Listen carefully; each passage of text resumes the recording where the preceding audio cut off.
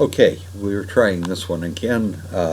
This is the 12th session of business law for this semester, and topic tonight is agency and employment. Well,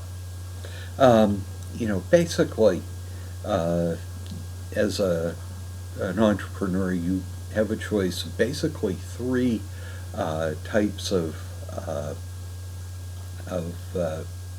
force multipliers, if you will.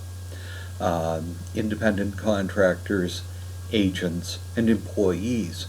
Independent contractors are people you hire for their individual skill and judgment. Perfect example is back in the days when hospitals would contract with physicians to staff the emergency room. And basically, they'd be given some period to cover, and then they were expected to use their individual skill and judgment in treating whatever happened in the emergency room, subject to minimal supervision.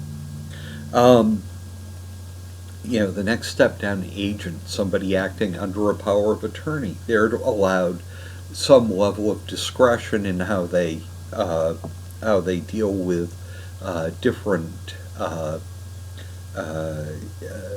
aspects of their engagement. Usually they're a creature of contract, so they would act within the contractual relationship. The place you and I are most likely to run into an agency relationship is with dealing with a power of attorney, which you may very well find to be a useful tool if you find yourself in business. Then finally, there are employees. Generally, discretion is limited, and they're covered under the rubric of master and servant. The agent is, I think, interesting because there's a special relationship there. It's a fiduciary relationship. And the agent is responsible to the principal, that is the person granting him authority to act on his behalf. But the principal also has responsibilities to the agent. They're expected to act as a team to act as fiduciaries to one another, that is, the highest standard of loyalty that's available, and the agent needs to be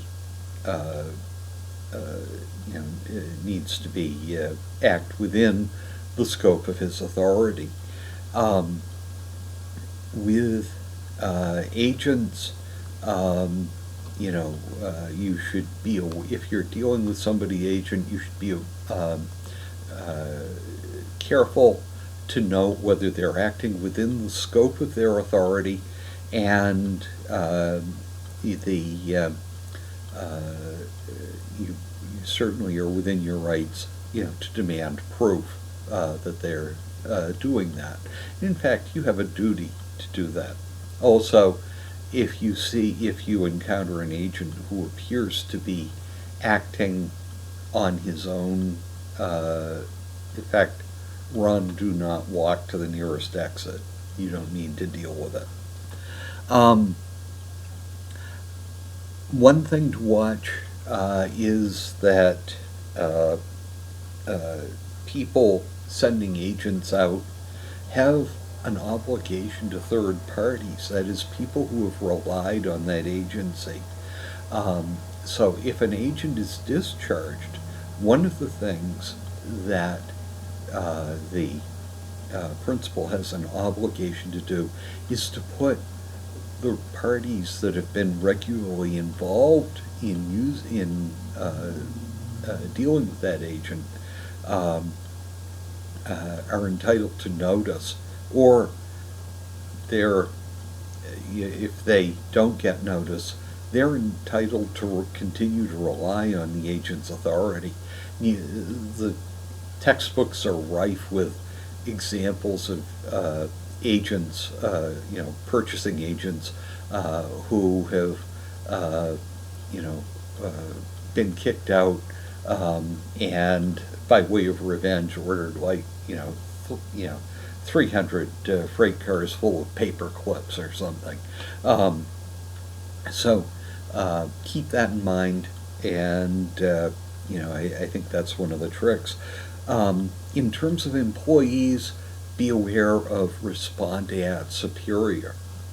If an employee commits an intentional act on that he believes is advancing the employer's business, um, the employer may be liable for it. So if you're employing bouncers in your bar or something, make sure they understand the rules of engagement. Ooh. Um, Negligent acts depend on whether the act is within the scope of the employment.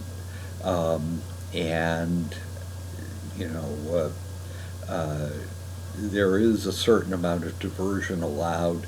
Uh, for example, employees making deliveries or something might very well be expected to take a slight detour to get lunch or something.